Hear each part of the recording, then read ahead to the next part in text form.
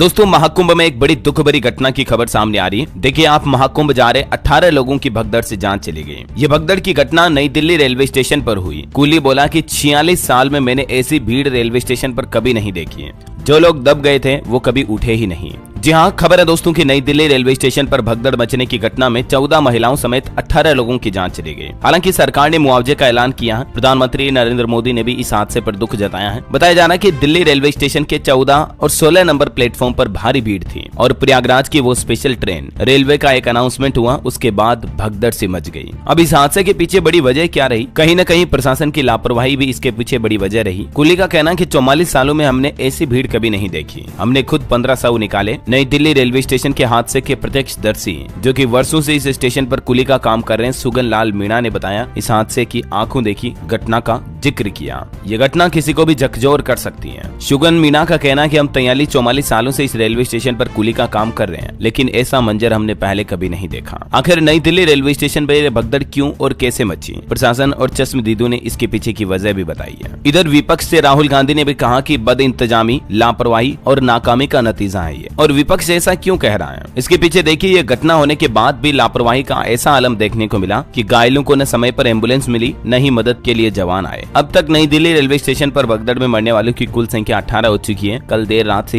ये घटना हुई थी। इसमें लगभग 14 तो महिलाएं और 3 तो बच्चे भी शामिल हैं। एक और दूसरे शख्स को बताया जा रहा। महाकुंभ जाने वाली 2 ट्रेनें लेट हुई तो लोगों की भीड़ बढ़ने लगी। अब ट्रेनें लेट हुई, लोगों की भीड़ बढ़ने लगी, तो कहीं न कहीं भीड़ का मैनेजमेंट प्रशासन द्वारा सही से रखा नहीं गया, राइट? क्योंकि दोस्तों, अभी महाकुंभ जैसे जैसे समापन की ओर आगे बढ़ रहा है, लोग चाह रहे हैं कि जल्दी से जल्दी उनकी भी यात्रा हो, उनकी भी स्नान पूरा हो जाए। तो आज संडे पर भी महाकुंभ में जबरदस्त भीड़ देखी जा रही है। प्रयागराज शहर के बाहर गाड़ी पार्क करके लोगों को पैदल जाना पड़ रहा है। संगम स्टेशन बंद है। आज देश के परिवहन मंत्री नितिन गडकरी भी यहाँ आएंगे। अब देखिए, ये जो दिल्ली रेलवे स्टेशन पर भगदड़ की घटना हुई, ये क्यों और कैसे हुई? तो ये हादसा प्लेटफॉर्म नंबर 13, 14 और 15 के बीच हुआ है। हुआ कुछ यूं दोस्तों की महाकुंभ जाने के लिए रेलवे स्टेशन पर शाम को 4 बजे से ही बड़ी तगड़ी भीड़ जुटने लगी थी और रात में तकरीबन 8, साढ़े 8 बजते प्रयागराज जाने वाली 3 ट्रेनें लेट हो गई, तो जिससे भीड़ और भी ज्यादा बढ़ गई और भगदड़ से मच गई। हालांकि शुरुआत में तो नॉर्दर्न रेलवे के CPRO ने भगदड़ की बात से इनकार किया था। उन्होंने कहा था कि ये सिर्फ अफवाह है, लेकिन दिल्ली के उपराज्यपाल VK सक्सेना ने भी ट्वीट करके मौतों पर संवेदना व्यक्त की। इसके 20 मिनट बाद ही LNJP ने 15 लोगों की मौत की पुष्टि की थी।